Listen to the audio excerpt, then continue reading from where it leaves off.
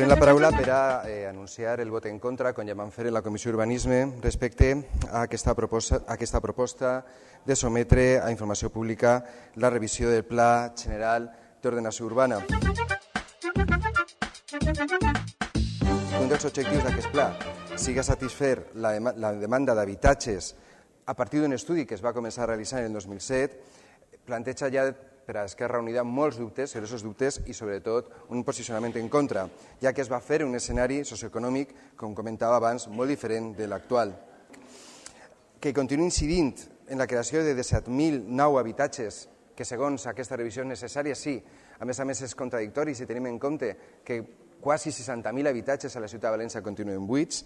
Per altra banda, també considerem, com a altre element fonamental, el tema de l'horta. El pla, encara que manté l'activitat agrícola existent, declara compatible la incorporació d'aquest sòl, del sòl agrícola, a un procés urbanístic en el futur. És a dir, que per una banda s'està dient que es protegeix l'horta, però per altra banda s'està acceptant la possibilitat de la seva reclassificació.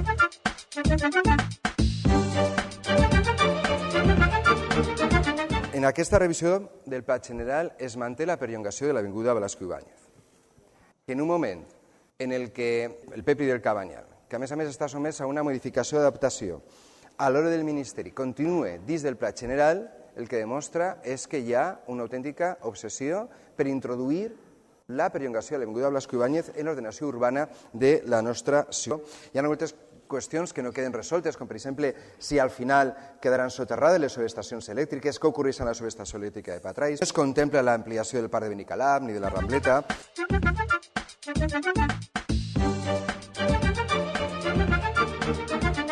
Se manté una qüestió molt complicada i molt negativa que a més provoca molta inquietud en els veïns i veïnes dels poblats marítims, i és que es manté l'accés nord al port, cosa que a nosaltres ens preocupa també que això sigui així, o es manté l'AZAL. La integració de Natzaret brilla per la seva ausència. No hi ha un plantejament davant els abusos del port al barri de Natzaret.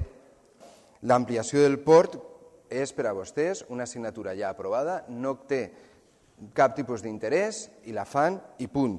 Per tant, nosaltres votem en contra perquè, he dit abans algunes línies, però volia eixamplar, dient que hi ha una falta, a més de visió metropolitana. No hi ha, en tot moment, una qüestió que a nosaltres ens pareix fonamental con la necessitat d'un plantejament metropolità de caràcter integral. El procés de participació públic deficitari, per molt que es diga a vostès 45 dies que marca la llei, els processos de participació s'han de fer a priori i no a posteriori d'un pla ja revisat i que vostès en la seva majoria absoluta sap perfectament, senyor Novo, que el van aprovar.